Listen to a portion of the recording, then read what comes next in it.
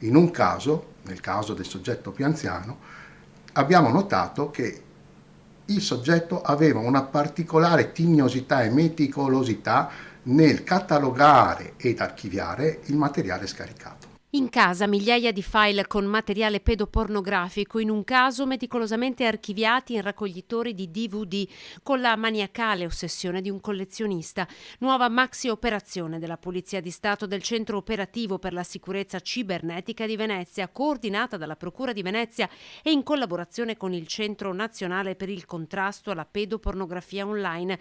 Mesi di indagini, poi le perquisizioni che hanno portato all'arresto di 6 persone e alla denuncia di una settima. I soggetti arrestati e indagati risiedono nelle province di Venezia, Padova, 2 e 2 rispettivamente, un soggetto risiede nella provincia di Belluno, uno a Rovigo e uno a Verona. In alcuni casi, al momento del nostro ingresso in casa, gli operatori hanno trovato i dispositivi dei soggetti connessi ad internet intenti a condividere proprio il materiale pedopornografico. Gli arrestati hanno tra i 51 e i 70 anni, risiedono in quasi tutte le province del Veneto.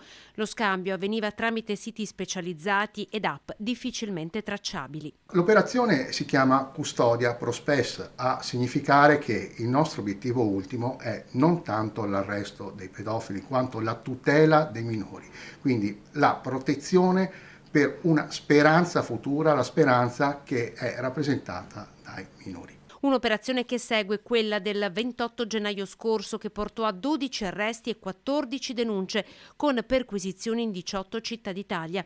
Decine di migliaia i file sequestrati. Stamane anche il governatore del Veneto, Luca Zaia, ha espresso la sua soddisfazione. La pedopornografia, ha scritto, è uno dei reati più gravi e odiosi in assoluto, va contrastata a tutti i livelli. Esprimo un sentito ringraziamento a cui sono certo si unirà quello di tante famiglie alla Polizia Postale del Veneto.